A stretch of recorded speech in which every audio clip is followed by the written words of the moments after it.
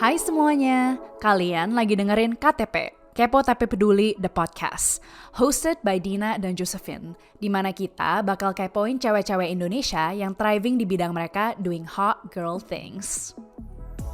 Di episode ini, kita bakal ngobrol dengan Karina Negara. Karina adalah seorang psikolog dan co-founder dari Calm, platform online pertama di Indonesia yang menawarkan bantuan kesehatan mental. Di luar platform online, Calm juga menawarkan jasa offline seperti seminar, support group, dan sebagainya. Karina aktif dalam mengadvokasi pentingnya kesehatan mental untuk masyarakat Indonesia dan penerapannya dalam sistem pendidikan di Indonesia. Dia juga aktif membicarakan tentang hal-hal ini dalam sosmednya dan sering men-sharing pembelajaran dan tips-tips mudah yang bisa kita terapkan secara aktif dalam kehidupan sehari-hari untuk kesehatan mental yang lebih baik. Hari ini kita bakal ngobrol dengan Karina seputar perjalanannya mendirikan Calm, pentingnya kesehatan mental di Indonesia, dan hot topic kita adalah The Art of Conflict, di mana kita akan diskusi tentang pro dan kontra dari konflik saat kita lagi panas-panasnya pacaran. Sebenarnya sehat gak sih berantem sama pacar? Gimana sih caranya mencari resolusi yang sehat di tengah argumen? Nah, kita akan ngobrolin pertanyaan-pertanyaan yang membara ini ke Karina dan saling sharing unek-unek dari pengalaman kita sendiri. Hai Karina, thank you udah join kita. Kita super excited to talk to you today. Karena kita langsung aja nih ya, hot topic kita itu kan art of conflict. Dan gue sendiri juga penasaran apalagi dari point of view seorang psikolog. Dan lo juga tentu banyak pengalaman dari orang yang lo handle dan mungkin pengalaman sendiri. Nah, di stage apapun relationship kita, mau kita pacaran atau udah cinta mati banget gitu, tentu pasti bakal ada konflik ya. Itu inevitable gitu kan, gak bisa di-avoid karena orang itu pasti berbeda. Kalau tanggapan lu sendiri tentang konflik di relationship itu gimana? Mulai situ bahkan gini, nggak usah kan pasti ada ya, udah pastilah ada gitu. Tapi bahkan ini gue kasih tahu ya, ini gue udah kasih tahu my best friends, have a few lah, untuk gue bilang ke mereka gini, guys, girls gitu. Kalau sampai gue sekarang single ya, lagi nggak in relationship gitu, gue bilang nanti kalau gue ketemu cowok terus gue bilang ke kalian, guys, I think he's the one gitu, atau kayak nih kayaknya nih orang yang mau gue nikahin gitu misalnya ya, gue bilang ke mereka, please, gue bener-bener gue ingetin mereka, please tanya ke gue udah berantem apa belum, Kar. Widih. Mantap. Gitu. Iya, kenapa tuh? Ya, karena itulah hal yang biasanya gue tanya ke orang-orang terdekat gue gitu ya. Ketika mereka ya kayak gitu jatuh cinta ya happy gitu kan. Oke, I'm happy for you. It's hopefully a good relationship. Abis itu gue tanya, udah berantem apa belum? Apalagi kalau relationship-nya masih baru banget gitu. Kayak lagi hot-hotnya masih, gitu ya. Kayaknya iya, sayang. baru lu jorok, gue juga sayang. Iya. Baru 3 bulan gitu biasanya. Baru 3 honeymoon bulan ya, masih honeymoon. Masih honeymoon. Itu terus iya mereka kan senang terus sharing ke gue. Oke, gitu, gue juga happy buat mereka. Abis itu gue tanya, udah pernah berantem belum sama dia? Gue tanya kayak gitu. Terus ada orang-orang yang bingung gitu kan, kayak hah gitu, kenapa gitu, emang harus berantem ya? Ada yang nanya kayak gitu. Ada yang mikir kalau berantem itu justru nggak bagus hubungannya gitu kan. Jadi ya let me explain gitu, kenapa, karena gue nanya kayak gitu, gue pun tahu kalau lagi jatuh cinta banget kadang kita lupa kan bahwa ada banyak aspek yang harus diperhatikan, harus dilihat gitu. Dan makanya gue minta my best friends ingetin gue, ask me the same thing I ask them gitu, karena bisa jadi gue sendiri lupa loh nanti nanya ke diri gue sendiri gitu. Biar jadi mungkin kalau misalkan lo actually marry this person, jadi nggak cuman tahu yang bagus-bagusnya doang gitu kan. Jeleknya tuh apa? Betul. Dan utamanya bukan jeleknya, tapi cara dia menyelesaikan konflik tuh gimana. Karena itu tadi. Nah, ini tuh good segue banget nih, karena pertanyaan pertama gue itu tadi bukan pertanyaan ya. Tadi bukan pertanyaan, ini kan baru kita mencurahkan isi hati gitu ya. Nih, what is the best way to approach kayak argumen atau konflik di relationship? Karena seperti yang lu bilang gitu ya, kalau misalnya lu baru pacaran sama orang, you see what you wanna see. Lu yang kayak aduh lu nggak apa-apa deh lu nggak sopan dikit tapi tetap hot Kenapa? gitu ya. Ganteng. Iya, ganteng, nggak apa-apa. Tajir, mungkin. Ya.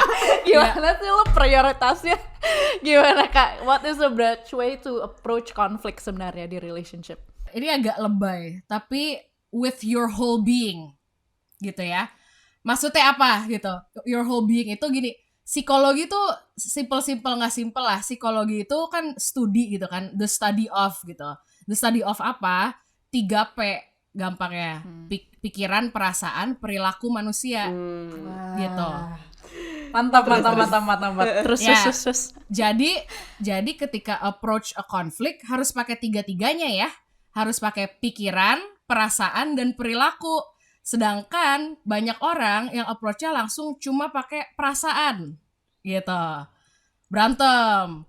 Ada yang kurang pakai perasaan, cuma pakai pikiran. Jadi sangat logis, sangat ya udah langsung cak problem solving, tapi nggak pakai perasaan. Terus nanti ada satu sisi yang loh kok dia kayaknya dingin, kayaknya dia nggak peduli perasaan gue gitu. Atau ada yang ya udah kagak mikir, kagak pakai perasaan, langsung action aja. Semoga itu bukan Gitu. gue ya. Harus laporan sama pacar dulu gimana ya? Kayaknya yang pakai feeling Gue nggak ada doang deh. perasaan, nggak pakai mikir juga gue kayaknya. Gitu. Jadi harus tiga-tiganya, jangan dipisah. Namanya kita manusia, 3P tadi. We're a human with your whole being approach a conflict. Use your feelings, use your thoughts, and use your behavior, use your actions gitu.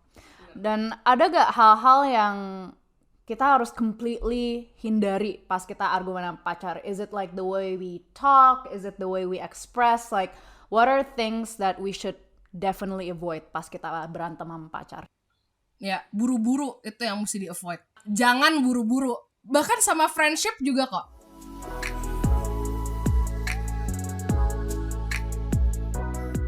Gue dulu kalau misalnya berantem mungkin sama mantan-mantan gue banyak emosi. Jadi gue tuh mungkin akhirnya udah ngomong sesuatu terus gue yang kayak aduh actually I didn't mean to say that. Atau mungkin nanti gue mikirin overnight gue yang kayak actually I wanted to say more things. Akhirnya gue overthink terus gue jadi gak selesai gitu konfliknya tuh kayaknya gak selesai kelar. Dan iya, dan ama yang ini gue yang kayak oke, kalau misalnya ada konflik, kalau misalnya gue lagi membara banget perasaan gue, lagi kesel, gue kayak ayo udah gue mikirin dulu, nanti gue udah akhirnya keluarnya actually I can say everything that I want to say. Cuma kalau kadang-kadang gue merasa cowok tuh pengen cepet selesai. Gue juga bukan yang nggak mau selesaiin, gue mau selesaiin. Dari mungkin pengalaman lu dan kasus-kasus lu, ada nggak perbedaan dengan cara cewek dan cowok resolving conflict? Dan obviously we can't generalize, right? Yeah. But is there kind of like a pattern that you recognize? Ya, I think itu salah satunya betul gitu ya. Lebih banyak gitu deh biar aman. Gue suka takut kalau ngomong semua cowok, Iya, gitu. bener. Semua Nggak bisa cewek, juga gitu. kan, iya. Nggak bisa gitu guys gitu Iya, ya. iya. Dan kalaupun misalnya kita bilang kebanyakan cowok X gitu tadi, fixers gitu misalnya ya, kan bukan berarti cewek juga nggak ada tendensi untuk fixing loh. Itu juga ada gitu. Tapi mungkin ada tendensi lain yang lebih utama, tapi dia juga mau fixing gitu. Jadi bukan itu yang dia dorong dulu gitu. Sedangkan mungkin ya lebih banyak cowok mendorong kita cepetan aja selesain dulu gitu. Tapi kalau dalam hidup aku in personal life sama clients deh gitu ya, aku nggak begitu ngelihat pattern itu di gender gitu.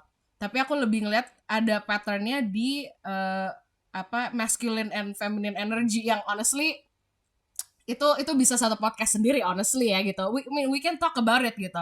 Tapi gue ngeliatnya gitu, orang-orang yang memang termasuk gue pribadi, gue sudah mengenal diri, gue lebih dominan, nggak lebih dominan, naturalnya banyakkan masculine energy gitu ya. Yang hopefully yang positif banyak, tapi tentunya yang negatifnya juga banyak gitu.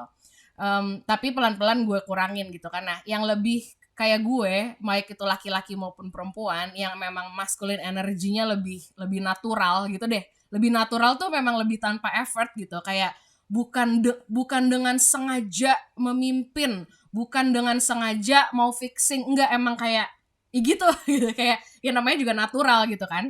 Yang masculine energy memang lebih natural untuk lebih rasional, lebih logical gitu kan. Makanya nggak mau lama-lama di perasaan sebenarnya gitu. Jadi hati-hati nih mau cewek mau cowok, kalau ketika ada masalah, your head itu langsung ke ini gimana sih cepet cara nyelesainnya gitu ya. Kalau langsung ke situ, itu tandanya you might be very safe. Gue harus ngomongnya aman banget ya.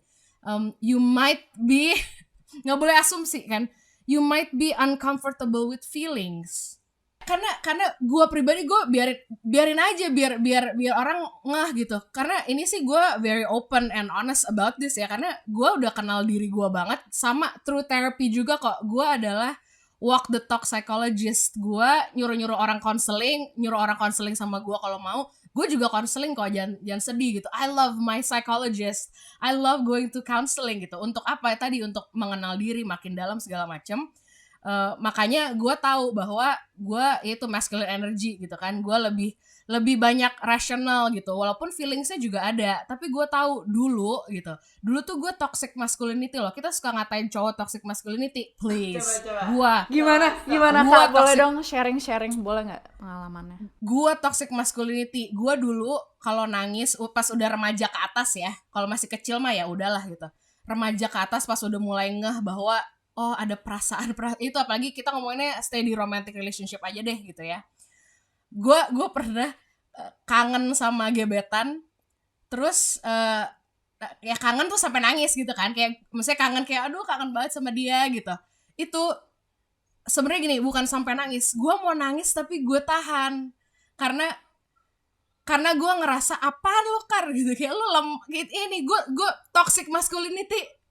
Padahal emang siapa yang lihat gue nangis? Gak ada loh. Gue kan sendiri. Bahkan sama diri gue sendiri aja gue nggak nyuruh diri gue jangan nangis karena lu weak. How is that not toxic masculinity? And I'm a woman. Gue suka pink. Jadi it's nothing about gender, oke? Gitu. Gue cewek. Gue tahu my gender identity. I love pink gitu ya. And yet gue toxic masculinity pernah gitu, dan gue tahu efeknya ke gue nggak enak, jelek gitu, dan makanya gue pelan-pelan gue fix, maksudnya gue fix yang biar better ya, supaya toxic masculinity berkurang gitu. Actually, kan tadi lu mention masculine sama feminine energy and how kalau kedua type of people itu resolve problems in the relationship beda kan. Is it true that if you're in a relationship, kalau misalnya satu maskulin, yang satu feminin, itu lebih cocok daripada misalkan dua-duanya maskulin atau dua-duanya feminin, and it obviously doesn't really matter what your gender is, right? Basically kayak gitu, betul. Tahu yin and yang kan? Si logo hitam putih itu. Ya gue nggak tahu lah ya, gue percaya Tuhan ya, jadi sebut aja lah Tuhan gitu. Ya Tuhan ciptainnya begitu gitu, dimana emang balance, jadi bukan masalah you complete me apa nggak, itu bullshit gitu ya. Kita semua mencari balance gitu. Jadi balance dalam diri ya, karena kita pribadi pun semua orang tuh perlu balance masculine and feminine-nya dalam dirinya gitu. Jadi gua yang naturally lebih masculine ini gitu kan ya, gue perlu lebih hone.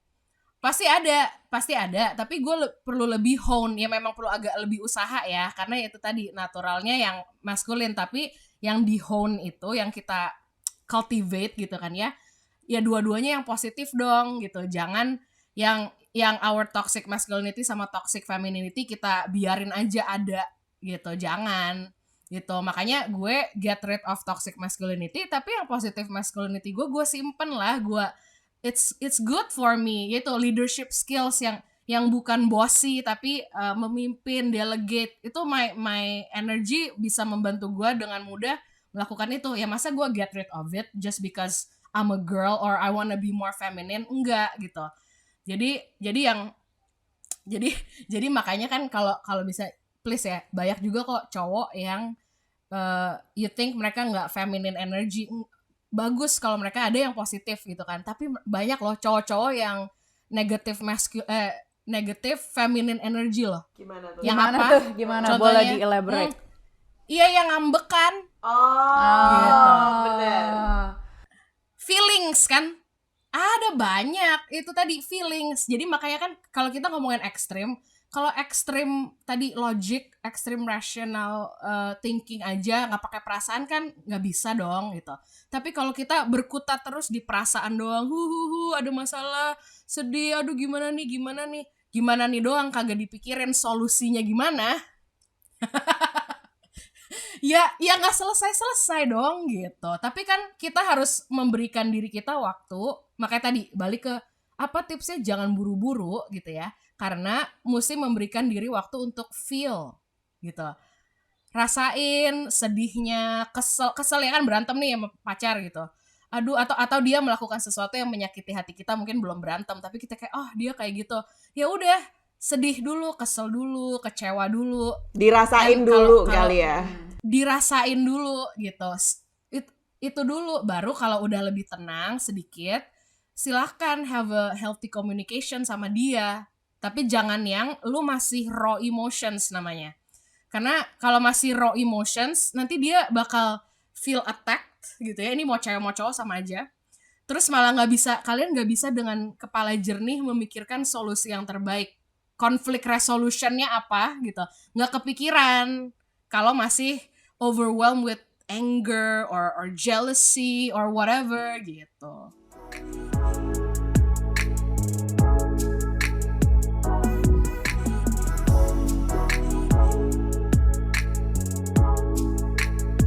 Gue pengen follow up nih. Tadi kan lo bilang di psikologi itu kita ngurusin itu 3P itu ya. Dan gimana caranya kita bisa balance untuk perilaku dan perasaan juga, karena nih, aduh, I'm a Pisces, I'm a water sign gitu ya, I'm just emotional gini-gini, gimana dong?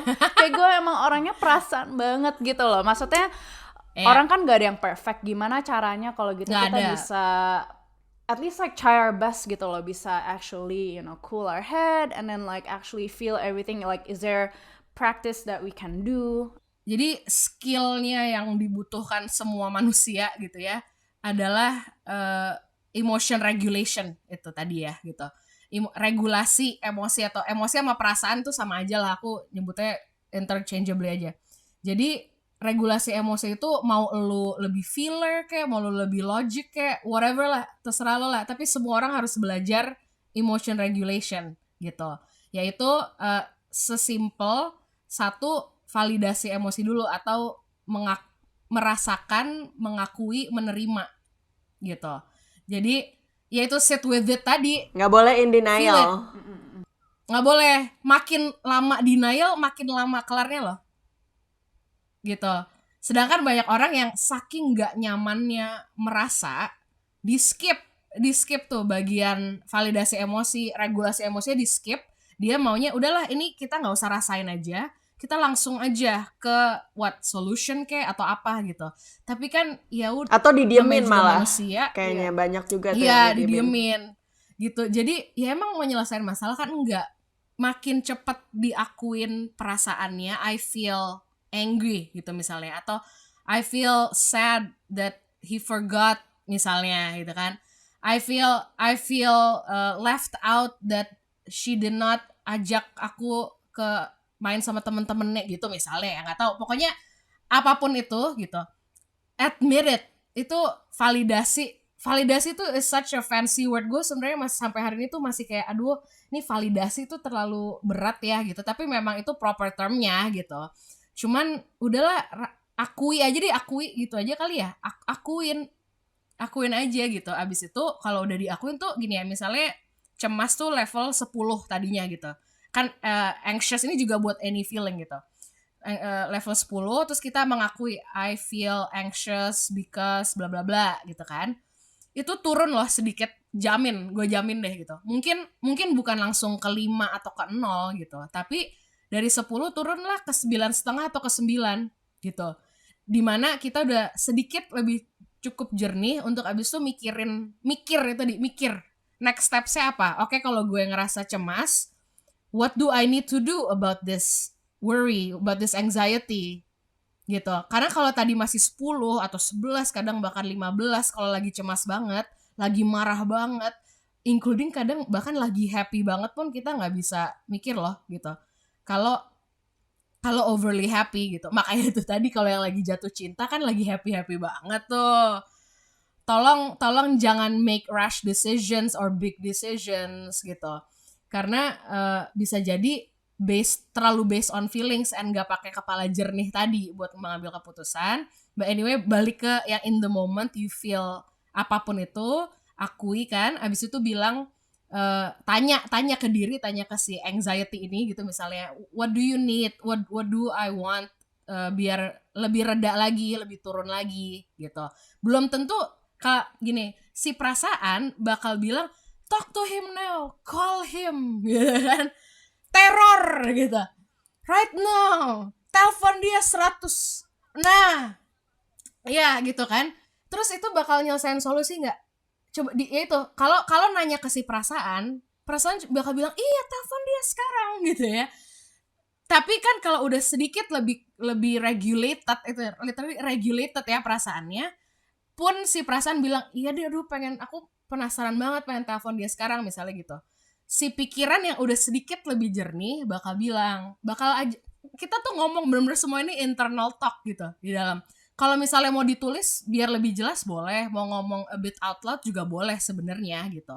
Tapi ini kalau udah jago emotion regulation tuh emang semuanya terjadinya inside gitu.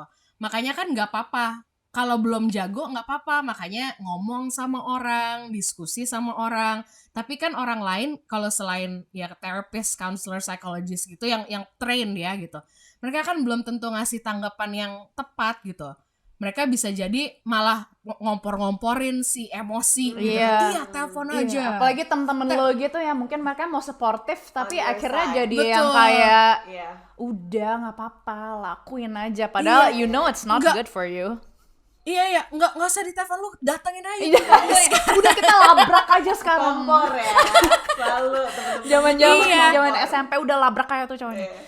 Labrak, padahal kita maunya si our clear head, our thoughts setelah emotionnya sedikit lebih regulated, bilang balik ke kita, nanya, are you sure that's gonna solve, what do you want sebenarnya, itu yang mau lo cari itu apa, emang haruskah stalking dia atau haruskah neror dia, misalnya telepon dia 10 kali gitu.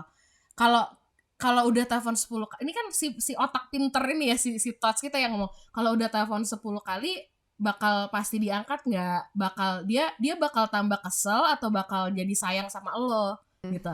Jawabannya udah pasti dia tambah kesel lah gitu kan. Aku suka ditelepon mulu padahal aku diangkat. Iya, bohong banget. Itu loh. Jadi kalau udah tuh si thoughts and feelings bekerja sama yang sehat dan baik gitu ya, udah akhirnya actionnya apa kan itu si body kita ya, itu yang ngasih tahu harusnya si otak bukan si feelings gitu. Tapi otak pun sudah mempertimbangkan feelings gitu. Oh iya, lu khawatir banget ya, dia sekarang, lu nggak tahu dia di mana sekarang, jadi lu pengen tahu ya dia di mana. Oke gitu. Kalau gitu coba ya udah boleh telepon 1 kali aja gitu ya. Kalau udah ditelepon 1 kali dia nggak diangkat, kalau balik lagi tanya dong ke si otak yang udah konsultasi juga kasarnya sama si feelings. Belum tenang, oke, telepon sekali belum tenang, apalagi ya yang bisa dilakukan. Kalau nanya lagi sama feeling doang kan dia bakal, feelings will say telepon lagi. Iya, telepon gitu ya. Cari nyokapnya, cari bokapnya. Tapi si otak kita, bukan si otak, semuanya tuh honestly di otak sih. Tapi si thoughts gitu ya akan bilang, oke, kalau telepon belum diangkat, WhatsApp kali ya gitu. Sekarang coba apa yang mau lo lakuin supaya lebih tenang, karena emang tetap masih anxious dong ini, atau masih sebel atau masih apalah gitu. Baru dibantu nanti mikir, oh ya udah sekarang misalnya tidur dulu atau makan dulu atau mandi dulu atau teleponan sama temen dulu, hal yang lain. Jadi itu tuh bukan distraction yang bukan pelarian, tapi udah didiskusikan sama diri kita yang udah balance and integrated ini gitu. Jangan kemana-mana, kita akan lanjut ngobrol sama Karina dan sharing pengalaman pribadi kita. Actually, I'm glad that you shared earlier about the toxic masculinity, karena gue sendiri nih pengalaman personal curhat dikit dong. Gue tuh sempat struggle, ya. pengen curhat padahal nggak ditanya. Gue sempat juga struggle yang kayak kesana kalau misalnya gue communicate my needs tuh gue come off as needy. Nah itu kan Yes. juga lumayan toxic gitu ya. Nah terus tadi lo cerita pas yang kayak teleponan sama gebetan, yang kayak tahan-tahan nangis segala macem. Dan kadang-kadang gue juga denger temen-temen gue kalau misalnya lagi in love gitu yang kayak aduh I love him so much it hurts, padahal gue liatinnya kayak ya Allah ini mah lu udah toxic gitu ya, mohon maaf ya mbak ya, ini tuh kalau misalnya sayang sama orang itu seharusnya nggak sakit gitu kan ya. Kok kalau menurut lo itu gimana tanggapan lo, kok orang bisa sayang tuh sampai sakit gitu? I think gini, mesti dibedain sakitnya tuh apa ya gitu. Jangan ada sakit yang memang kayaknya mesti, kalau romantic relationship tuh kalian mesti kenalan sama orang tua kalian ya gitu. Dimana itu tuh yaitu level cinta yang sedikit lebih di atas dari romantic love ya gitu. Yang memang bisa loh ada sakit di situ. Gue belum punya anak ya, tapi gue banyak berinteraksi sama anak dan sama orang tua kan gitu. Dimana aku tuh sayang banget sama anakku sampai aku rela berkorban gitu misalnya. Ya ada hal-hal yang bagus, memang ada yang perlu bukan berkorban sih, memang itulah konsekuensi atau the normal result of having a child gitu ya, adalah it's like let's not call it berkorban gitu ya, tapi ya udah memang ada hal-hal yang harus tadinya aku bisa melakukan ini sekarang nggak bisa lagi gitu misalnya. Kalau yang belum pernah considering parental love itu gue anjurkan coba pelan-pelan belajar deh tentang parental love gitu, karena kalau yang yaitu sakitnya kayak gitu masih ada sehatnya lah gitu deh, I will say that gitu. Tapi kalau yang I love him so much it hurts because he hurts me, because I can't be myself, because when I say something he doesn't listen, why are you in this freaking relationship? That's right girl, leave it gitu us, kayak oke. Maksudnya again ini kalau in counseling gue akan validate ya, karena gue ngerti kenapa dia masih stay di relationship itu. Mungkin dia ngerasa dia nggak bisa dapetin cinta yang lain, orang yang lain. Mungkin dia udah ngerasa cuma ini orang yang bisa cinta sama gue dan my past and whatever gitu. Padahal that's not true. That is a lie. That is not true gitu. It might take time, but you will find someone better yang you deserve and deserve you gitu. Yang bukan sampah kayak gini nih. Bahkan kita bisa bahas about kayak kalau udah putus sama mantan, apakah pasti jangan balik lagi atau bisa balik lagi atau apa gitu. Ini bisa juga, karena kan maksudnya tadi kita ngomongin ya kalau orang in a toxic relationship atau apa. Emang kalau in a toxic relationship emang leave it dulu gitu. Leave it dulu. Tapi abis itu kalau ya work on yourself individually gitu kan. Karena lo pun sebagai misalnya lo korban gitu, lo pun ada things you need to work on way gitu. Bukan berarti lo jump into the next relationship, gak bisa. Sama aja nanti ketemunya yang kayak gitu lagi gitu. Jadi bisa ada kok orang yang putus terus balik lagi and better and stronger and whatever gitu. Ada dan bisa dan bener dan boleh. Only if both parties bener-bener udah work on themselves, and that has to be specific gitu. That might mean somebody has to go to counseling or both have to go to counseling privately. That might mean ya stay away dulu, jangan zero contact gitu ya. That might mean ada orang-orang yang mungkin dia ternyata lagi pursuing education misalnya. Ya udah putus, lu S2 dulu sana gitu ya. Silakan sekolah, karir, apapun itu yang memang ternyata masing-masing lagi perlu work on gitu ya. Lalu who knows, ini udah kayak film aja, years later down the road gitu kan, masing-masing udah bener-bener udah nggak ada yang sempurna tapi udah work on themselves, terus ketemu lagi bisa jadi cocok dan forever love loh gitu.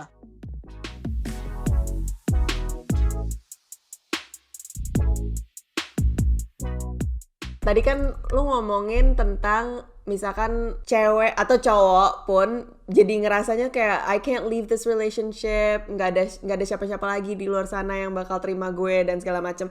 What's your advice for people yang lagi ngerasa kayak gitu? Karena kayaknya semuanya juga udah pernah ngerasain mungkin once in their life. This is the best thing that they've ever had dan nggak bisa cabut sama sekali. Kena banget tuh kayaknya. Iya kan? Kayak there's always someone who is in this position. Someone who is a lesson to you ya. Iya, bener. So I would tell this girl or boy or guy gitu ya, sweetheart gitu ya. Ini kasihan dia. Dia lagi broken hearted loh. Dia lagi bingung banget loh gitu. Jadi kayak, sweetheart, I know it feels like that right now, but feelings are temporary. Actually, something you said was very interesting karena I was gonna ask gitu. Kayak lu gimana sih bisa draw the line? Karena again, you will get into fights pas lu pacaran. Like, where do you draw the line? Di mana lo yang kayak, okay, at this point I'm just resolving conflicts. Iya. Like, do I wanna stay karena gue committed sama orang ini, apa sebenarnya it's better to like leave, to just leave gitu loh. Mungkin gini ya, beneran lagi resolving conflicts apa cuma berantem yang nggak diselesain sih? Soalnya kalau memang bener-bener ya ini ya kita bahas nih, masuk kayak healthy conflict resolution tuh gimana gitu ya. Kalau memang in relationship emang forever and ever it's a series of conflicts to resolve plus lain-lain ya. Nggak cuman ada issue doang ya. Of course there's happiness, there's joy, there's growth and everything gitu. Tapi emang sampai mati bakal ada konflik yang perlu di-resolve gitu. Jadi apakah betul ada usaha untuk meresolve konflik atau ada masalah skip. Jadinya tumpuk terus ya kagak ada yang di-resolve sebenarnya, bohong gitu. Prokrastinasi kan jadi gitu kayak nanti aja deh gitu ya. Nanti aja deh bahasnya, bahkan sebelum, kalau orang ada yang berencana menikah gitu ya. Sebelum nikah ada banyak loh hal yang mesti dibahas gitu ya, tapi dipospone itu karena nggak nyaman sama perasaannya, atau kayak aduh itu terlalu susah gitu ya untuk dipikirin sekarang, padahal makin susah ya berarti namanya susah. Dulu kalau kita waktu sekolah ada yang susah, kita ngapain? Belajar kan gitu, kita belajar, kita cicil gitu ya. Iya, instead of udah gak usah dikerjain gitu, terus udah dapet 0. Gini ya, justru if the stakes are high, if you really care about the relationship, you wanna work on it, you wanna deal with it pelan-pelan dari sekarang, instead of nanti aja deh gitu ya, nanti aja deh, terus nikah nih, misalnya yang nikah ya kan, dari tadi banyak hal yang harusnya dibahas sebelum nikah tapi dinanti ajain kan gitu. Terus masuklah dalam pernikahan, ada momen-momen yang ini lu udah nggak bisa dihindari lagi bro sis gitu ya. Lu udah nih, ini yang tadi topik yang 2-3 tahun lalu lo skip, ini sekarang nggak bisa di skip, bener-bener lu harus bahas sekarang gitu ya. Di situ rentan terjadi berantem. Do you recommend for couples to go to counseling together untuk kayak resolve isu-isu ini? Terus when is the best time for them to go to counseling gitu kan? Kayak kalau misalnya udah tiba-tiba udah mau cerai itu kayaknya udah terlalu telat nggak sih rasanya? I think dua spot utama ya untuk memulai couples counseling gitu ya. Satu adalah untuk mengenal gitu. Jadi entah itu udah nikah maupun belum nikah, you need third party kok untuk ngebantu berkenalan yang lengkap gitu. Karena gini, orang bilang kan aku terima dia apa adanya gitu ya, bagus, cakep ya gitu, harus dong gitu, congrats gitu. Tapi lu harus terima dia apa adanya dan tidak adanya. Enak aja cuma mau adanya apa gitu, sama dia yang hari ini yang ya tidak sempurna tapi udah not bad lah nih ya, udah good enough nih hari ini gitu. Lo pikir dia dulu hidupnya gimana?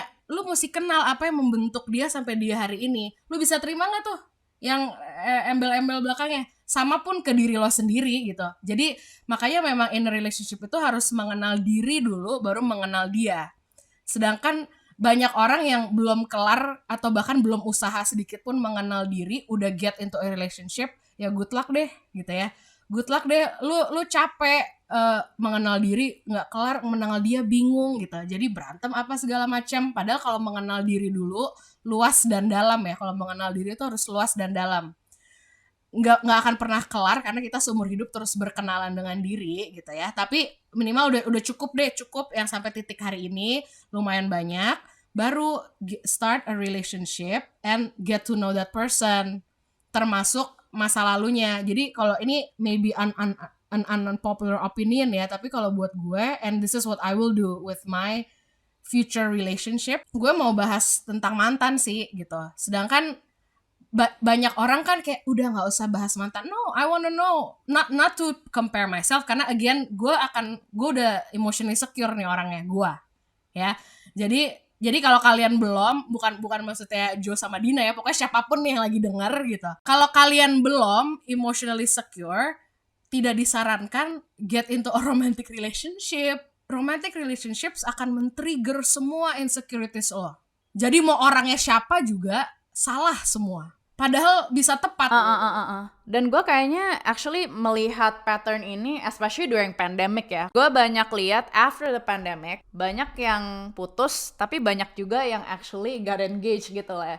Dan untuk teman-teman gue yang actually putus during pandemic, dan ini mungkin 2 or 3 months in itu, banyak yang merasa now that they have to be together for like 24/7, mereka akhirnya harus ngomongin semua hal-hal yang sebelum unek-uneknya itu semuanya keluarkan, semuanya langsung yang kayak all the devil you need to face gitu ya. Iya. Tips dari gue sih ya, makanya kan namanya relationship itu pelan-pelan gitu. Tadi ya balik lagi, jangan buru-buru gitu.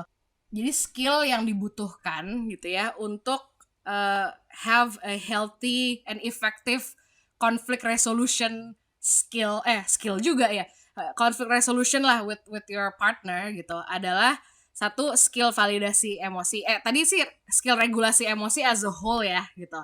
Jadi regulasi emosi itu yang tadi termasuk misalnya perlu menenangkan diri dulu, tidur dulu kek, minum air hangat dulu kek, cuci muka, apalah pokoknya setelah mengakui perasaan gitu kan. Yang di dalam regulasi emosi itu step 1 adalah validasi emosi gitu kan. Mengakui, aku ngerasa ini, ngakunya tuh bisa ke diri sendiri dulu loh, nggak harus langsung ke pasangan lo gitu. Karena mendingan ngakunya ke diri sendiri dulu gitu.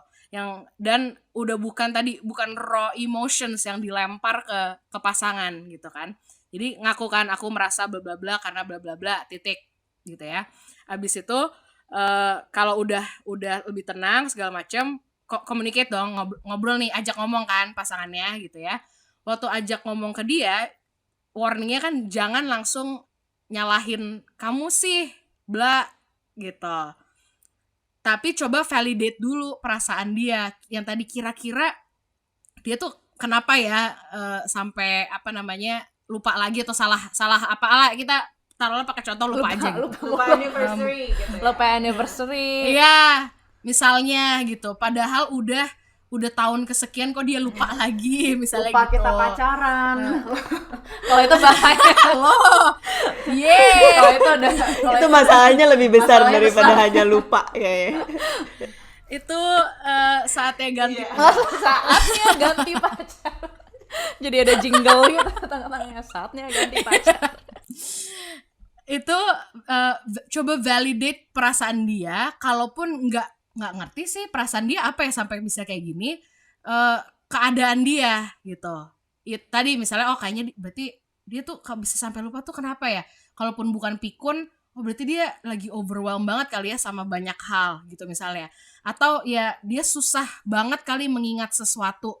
Bisa jadi, tau nggak, nanti ya misalnya nih si lupa-lupaan thing ini, resolusinya tuh bisa jadi sesimpel bikin kalender bareng. Ngapain berantem? Ngerti nggak? Kayak ngapain lu kesel-kesel berantem sampai hampir putus atau apalah, padahal resolusinya atau solusinya sesimpel make a calendar bareng biar ada reminder, si dia ada event ini, gue ada kayak gitu-gitu loh. Itu hanya bisa dilakukan jika kepala dingin dan si dia yang salah ini gitu merasa dimengerti sama kita. Dan merasa dimengerti itu kan dengan validasi tadi. Kamu kayaknya kesulitan banget ya nginget banyak hal gitu. Gimana ya babe gitu. Ngomongnya gitu, ngomong aja sama pacarnya gitu kan. Gimana ya babe gitu, supaya nggak gini lagi soalnya baru nih pakai iMessage bisa di sini. Ini lumayan lengkap ya, gue kasih simulasinya lumayan lengkap nih. Iya sih perlu. Terus iMessage kan baru soalnya I feel baru, jadi soalnya kamu tuh nyebelin banget, bukan gitu. Tapi soalnya I feel hurt when you forget, misalnya gitu. Soalnya I feel like I'm not important to you when you forget big important dates, misalnya gitu. Si pasangan kita pasti lebih oh iya lebih dengan natural say sorry loh. Kalau kalian menikmati episode ini, jangan lupa tinggalin komen di sosmed kita @ktpdpodcast, siapa yang lo pengen kita kepoin selanjutnya. Sebenarnya tuh orang bisa belajar apa enggak pasangan gue. Misalnya gue udah pacaran sama orang dan gue sayang sama dia segala macem, dan like I've been doing these things, dan tentu gue juga gak mau dong yang kayak marah-marah yang kayak kok lo gak kayak gini, lo gak kayak gini, dan gue juga gak mau merubah dia sebagai orang.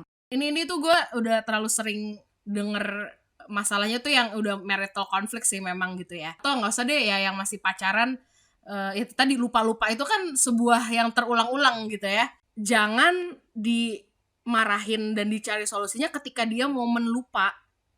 Lagi dia melakukan kesalahannya tuh, ya udah emang salah dia. Salah dia keteteran lagi atau lupa lagi atau apapun gitu ya.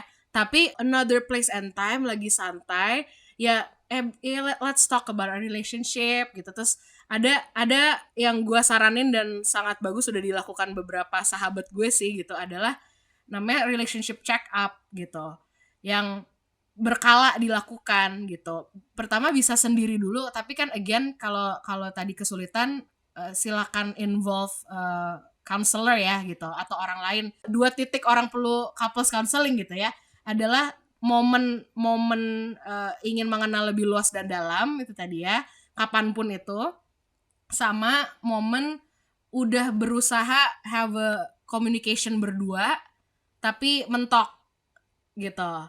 Itu sebelum jadi lebih besar, jadi lebih apa, mendingan langsung ajak ya tadi third party, neutral third party ya, adalah ya psikolog atau konselor couple gitu kan, untuk membantu memfasilitasi conversation ini gitu, supaya nanti nggak amit-amit cerai, atau ya siapa tahu emang nggak harus putus gitu, tapi perlu dibantu communication skills-nya diperbaiki, conflict resolution skills-nya diasah gitu. Kita kan sebenarnya berarti mau mengubah perilaku ya gitu. Ada perilaku dia yang ingin kita ubah, misalnya tadi sering lupa jadi ingat gitu kan ya, jadi rajin apa gitu misalnya, atau kita mau dia berhenti melakukan sesuatu yang kita nggak suka. If you wanna change their behavior, harus ada komunikasi gitu. Tapi ya jangan jangan pas lagi masalah nih kan nih kamu kan gini, enggak gitu. Tapi pas lagi itu lagi relationship check up itu gitu, yang bahkan pacaran pun sebaiknya dilakukan misalnya sebulan sekali. Ini gue real case ya, yang adalah teman dekat gue sendiri gitu. Mereka sebulan sekali di ujung bulan recap, oke, bulan ini kita ada isu-isu apa sih yang paling bikin sebel gitu, ada berantem, and it could be small, it could be big, whatever ya kan, tiap bulan beda aja isunya gitu. Tapi jadinya enak ngomong tuh di akhir, oh ya disinilah saatnya quote unquote mengungkit gitu ya. Tapi mengungkitnya kan yang di sebulan ini aja, jangan udah yang dulu udah kelar kan. Atau bisa juga memang masih yang lalu, tapi kita belum melihat dia ada usaha ini atau itu gitu, belum ada real actionnya, itu boleh kayak ya aku di checkpoint sessionnya itu ya gitu, di ngobrol sama pasangan, itu again babe gitu ya, babe, kan bulan lalu Sweetheart. ya sweetheart, saya gitu, bulan lalu kan kita bahas, terus kamu bilang kamu mau mulai coba X ya gitu kan misalnya. Aku lihat ini iMessage, aku lihat bulan ini ada sih kamu ya misalnya memang ada sih sekali 2 kali kamu nyoba, tapi aku ngerasanya belum apa gitu, misalnya gue ngasal sih, maksudnya ngasal tuh karena gue nggak pakai contoh konkret ya gitu. Ya boleh, itu boleh dibawa di checkpoint session, bukan pas lagi jalan gitu ya. Pas lagi jalan kita tahu itu hal yang lagi dia usahain loh gitu. Itu hal emang problem area yang lagi dia usahain, lagi terjadi kesalahan kita kayak tuh kan sih kamu tuh kan kamu tuh salah lagi gitu, itu kan nyebelinnya luar biasa gitu. Temen gue ini kan dia emang deal sama ya mereka berdua, kalau misalnya kita oke, kita mulai sekarang kita punya It deal is. dong gitu, karena kalau misalnya nggak deal terus di akhir bulan belum ada deal nih, terus si teman gue gitu misalnya kayak ayo kita check up gitu ya, kita ngobrol, ini pasangannya kan bisa kayak hah what is this gitu. Tapi kalau emang udah diobrolin kayak kita yuk mulai bulan depan atau apa bulan ini kita tiap bulan mulai gini yuk. Kalau misalnya si pasangan kita kayak apaan sih, nggak perlu lah, nggak penting, misalnya di kayak gitu kan bisa jadi ya, nggak apa-apa gitu. Again, validate gitu. Ya mungkin kamu ngerasanya nggak penting, tapi gini loh, ya dijelasin gitu. Menurut aku penting, soalnya kalau misalnya kayak gini kita bakal kayak gini. Kasih tahu benefitsnya. Again, tell them I cares about this relationship so much. I wanna work on it. Makanya ini salah satu cara menurut aku. Kalau misalnya menurut kamu ini nggak ini diskusi gitu. Kalau menurut kamu ini aneh atau nggak ini gimana? Menurut kamu apa namanya yang bisa kita lakukan supaya kita tetap tiap kali ada isu ya kita resolve, supaya kita nggak berantem yang berbulan-bulan dan nanti bertahun-tahun gitu. Jadi ya udah tanya ke dia kalau emang si pasangan yang ngerasa apaan sih tuh aneh gitu. Kadang-kadang ya mungkin lu ada pendapatnya berbeda gitu kan. Apakah lu bisa berhubungan sama orang yang pendapatnya berbeda, dan gimana caranya gue bisa kompromi sama pacar gue tanpa merubah diri gue sendiri? Karena alright, I'm not gonna change who I am as like in core value, cuma kayak we can still compromise gitu, gimana caranya? Good point on core values gitu ya. Jadi memang harus cek dulu core values lu sebagai diri lo apa aja yang penting buat lo. Makanya kalau pernah dengar kayak deal breakers kayak gitu-gitu, harus kenal dulu di diri lo gitu. Abis itu ya kita juga kenal sama dia kan, oh kalau dia tuh gini. Ada nggak yang something about his or her belief gitu ya, yang ternyata completely contradict sama core value kita gitu. Dari awal aja itu udah bisa dicek, makanya yang core values yang penting buat lo apa gitu. Ya itu yang dikenali di awal, jangan nunggu setahun pacaran baru dicek core values dia apa gitu. Itu memang itu dulu yang dicek supaya kalau memang ada core values again yang bertabrakan dan memang nggak bisa ada yang dikompromiin atau apapun, unfortunately you're not meant to be together. Ini di Indonesia sensitif banget nih ngomongin pacaran beda agama. Taruhlah itu contoh core values aja gitu. Lu sebagai diri lo sendiri, sepenting apakah agama gitu dalam hidup lo? Sepenting apakah pasangan lo harus satu agama sama lo? Atau sepenting apakah ya again agama betul, apakah lo nya nyaman berubah agama atau nggak bakal mau apapun yang terjadi gitu? Itu udah bisa dijawab tanpa punya pasangan pun kita udah bisa jawab itu. Satu, kalau gue pribadi sih kalau memang itu penting buat lo, kenapa kenalan sama yang beda agama gitu. Kalau memang itu sepenting itu buat lo. Gue pribadi nih sebagai Karina, terlepas dari role gue sebagai psikolog gitu, ya udah, makanya ya gue ketika kenalan sama orang yang tujuannya for a relationship ya gitu, bukan untuk business or friendship. Kalau itu mah gue any race, religion, gender, whatever, I'm so open and gue sangat mau berteman sama semua orang gitu. Tapi kalau untuk my romantic relationship, ya gue tahu ini penting buat gue that my man shares the same faith as me gitu. Kalau yang bilang udah terlanjur sayang, bisa gampang ini kalau dua orangnya ketemu gue ya gitu. Dan ini gue pernah lah, bukan dalam konteks counseling ya, tapi pernah in konteks friendship gitu. Gue tanya, lu mau pindah agama nggak? Gue tanya aja kayak, lu willing to pindah agama nggak buat cowok lo? Enggak. Oke. Cowok lu willing to pindah agama nggak buat lo? Enggak. Ada rencana nikah nggak? Ada. Jadi bisa nggak orang dengan dua agama yang berbeda nikah? Mungkin ada tempatnya. Ya udah, orang tua lanjutnya ya ke orang tua tadi kan. Orang tua kita gimana? Mungkin kaliannya gimana? Ya udah, orang tua lu nggak apa-apa nggak kalau lu nya oke nikah sama orang beda agama? Orang tua lu oke nggak? Enggak. Terus lu siap nggak be in conflict sama orang tua lo gitu, karena lu memperjuangkan hubungan ini gitu? Nggak mau, ya udah, worth it nggak hubungan ini untuk diperjuangin? Itu semua bisa dijawab di depan cuy gitu. Jadi nggak ada tuh kan nggak tahu nanti gimana. Clearly kalau A nggak mau pindah agama, B nggak mau pindah agama, ujungnya apa? Ya nggak bisa bareng kalau emang nggak ada yang mau. Now that we talked about perasaan, pikiran dan segala macam, mungkin emang pas PDKT tuh mereka pakainya perasaan doang gitu loh, nggak mikir ke depan. Jadi iya. nggak belum kenal sama Karina, jadi Iya, nggak pernah ditanyain tuh dari awal. Nggak semua orang punya temennya kayak Karin. Iya, Jadi boy. nggak ada yang bijak. Nggak ada yang nanya dari awal. Kalau gue mah gini, kalau ya itu gue nanya ke orang-orang yang gue tahu itu penting buat dia. Makanya kan kalau orang yang gue nggak kenal, gue nggak bisa tanya-tanyain hal yang gue tahu dia perlu ditanyain gitu. Gue ketemu sama stranger misalnya, gue pribadi gue nggak bisa pacaran atau nanti menikah sama orang yang beda agama. Terus gue ketemu a couple yang beda agama misalnya, gue nggak akan kayak orang gue nggak kenal, gue nggak akan kok lu gini sih, gue nggak akan gitu, karena it works for them gitu. Tapi ketika gue punya temen yang gue tahu temen gue kan cuma satu sisi aja, gue kan nggak tahu pasangannya ya, gue tahu agama penting buat dia, spiritual segala macam, terus dia cerita dia dekat sama orang atau punya ya udah apa, atau kadang-kadang udah pacaran aja gitu misalnya, gue akan tanya agamanya apa, bukan karena gue discriminatory gitu, bukan karena gue rasis atau apapun tadi, karena gue tahu buat temen gue yang ini agama itu penting. Makanya gue langsung pertanyaannya bukan dia umur berapa, dia gajinya berapa, karena gue tahu itu mungkin gak penting buat dia. Gue tahu agama penting buat dia, ya gue tanyanya itu agama dia apa. Kalau dari awal agamanya udah beda, gue sih again udah gede ya, silakan pilih jalan lo sendiri. Tapi gue cuma bilang kayak okay, well you know it's important for you, so kalau belum tahu dicari tahu gitu. Kayak misalnya kalau ada pertanyaan, is religion important to you, kalau detik ini yang lagi denger nih ya nggak tahu ya religion important to me atau enggak, ya udah dicari, nggak apa-apa, nggak usah harus udah tahu sekarang, tapi silakan dicari tahu itu penting nggak buat lo. Kalau enggak nggak apa-apa juga gitu. Tapi nanti pacarannya sama orang yang juga nggak mementingkan religion ya, gitu loh. Jangan lu nggak menting religion, dia menting religion, bareng ketemu berantem aja udah.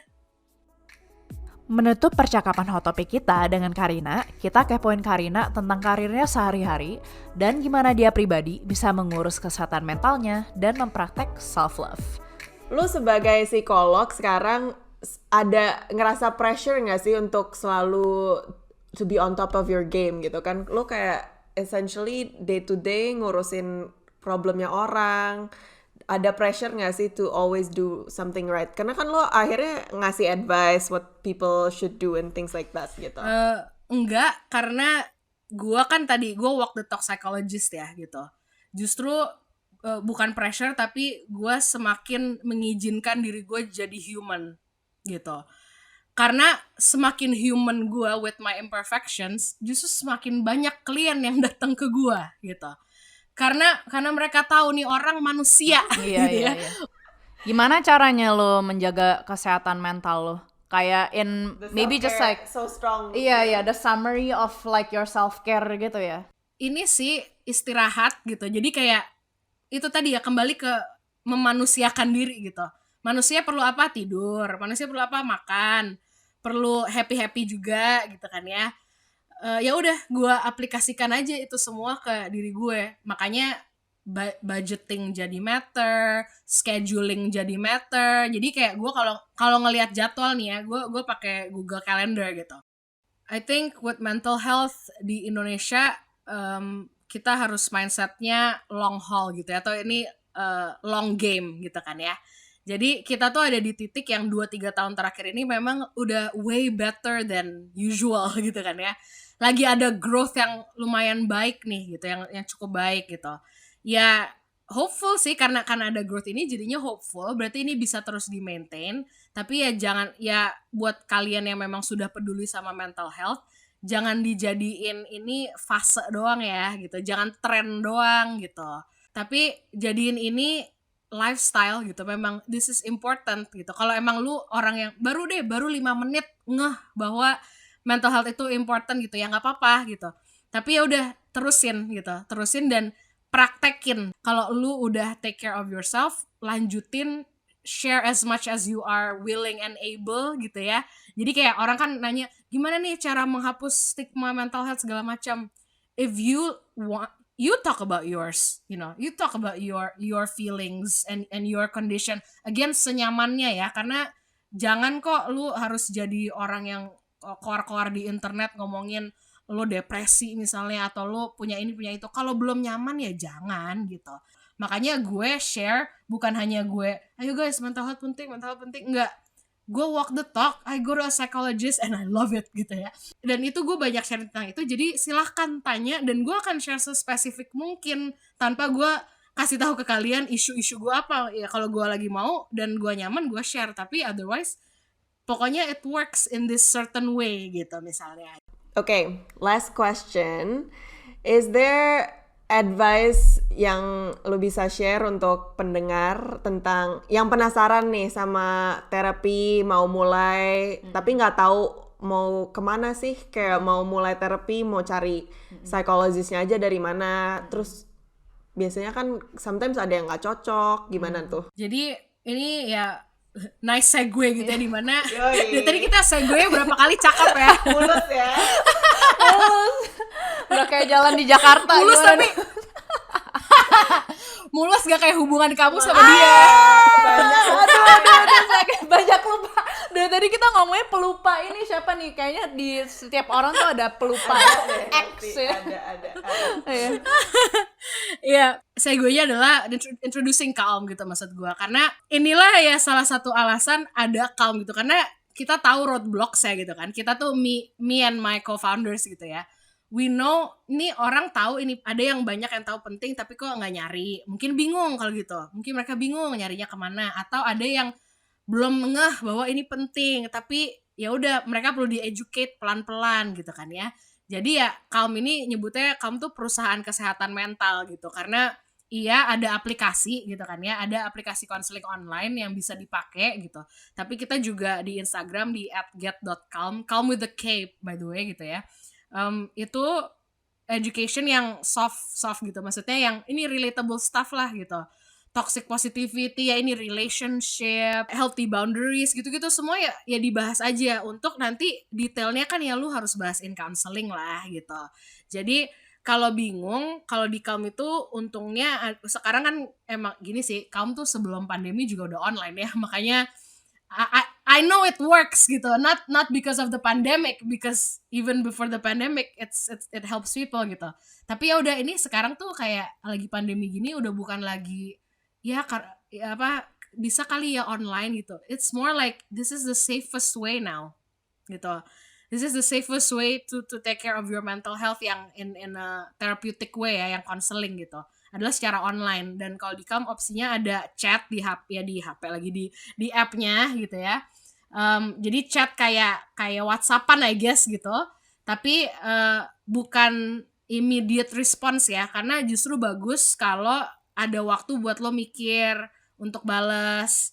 Abis itu biasanya gue sih sarannya kalau yang mau chat counseling di Calm itu makin banyak cerita makin baik, karena nanti konselornya atau di Calm kita nyebutnya counselor. Jadi counselornya bisa lebih respon, karena kalau misalnya gini, kalau cuma cerita Kak aku sedih gitu ya, aku akan balasan selanjutnya adalah ya tell me more gitu. Kalau di Calm itu minimal dalam 24 jam pasti dibales 2 kali yang substantial. Saat ini video counseling saat ini masih via Zoom gitu. Jadi tapi tetap download dulu aplikasi Calm, karena di aplikasi Calm itu banyak feature gratis, ada gratitude journal, ada well-being tracker, kayak geser-geser your feeling. Itu kalau mau lebih self aware tuh kan ya, feeling lo kayak gimana di area ini, isu apa, ada halnya lagi happy atau lagi nggak happy gitu. Itu tuh keren karena nanti dia track. Jadi lo bisa lihat seminggu terakhir, sebulan terakhir lu kayak gimana ups and downs-nya gitu. I can say all the good stuff I say about counseling because I've experienced it. So if you don't believe me nggak apa-apa, makanya cobain aja. Buat yang masih hesitant about doing counseling karena nggak cocok sama ini itu, cobain aja Calm gitu, karena nanti pasti ketemu yang cocok gitu ya. Karina, thank you so much for joining us. We've had such a great conversation with you, dan semoga teman-teman juga bisa banyak belajar dari percakapan kita dengan Karina. Dan jangan lupa kalau misalnya mau belajar much more about Calm, @get.calm, dan Calm-nya itu dengan K. Dan juga bisa cari Karina di @kanagara. Thanks girls. Bagi yang penasaran untuk mulai counseling, cobain deh download aplikasi Calm yang gratis di App Store favorit kamu. Atau cek websitenya di get-calm.com untuk info lebih lanjut tentang konseling online yang fleksibel, pribadi, dan terjangkau. Dan karena kamu udah dengerin episode ini, kamu bisa menggunakan kode kita KTP Calm untuk potongan 10% untuk semua paket konseling chat di aplikasi Calm, atau KTP Calm Video untuk potongan 10% video konseling. Semoga kalian mendapatkan faedah dari episode ini. Jangan lupa follow kita di @ktpdpodcast untuk update terkini dan cuplikan dari rekaman kita. Episode baru dirilis setiap 2 minggu. Much love from your hosts, Josephine and Dina, and see you soon!